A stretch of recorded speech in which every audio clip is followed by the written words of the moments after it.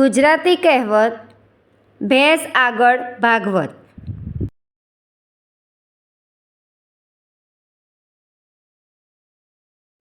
ભેંસ આગળ ભાગવત અર્થ મૂર્ખ, જડ કે અણસમજુ વ્યક્તિની આગળ જ્ઞાનની વાતો કરવી કે શિખામણ આપવી.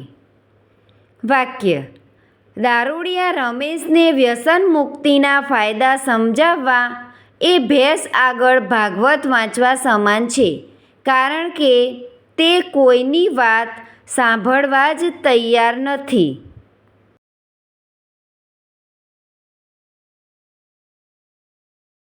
Thank you friends. Please like, share and subscribe.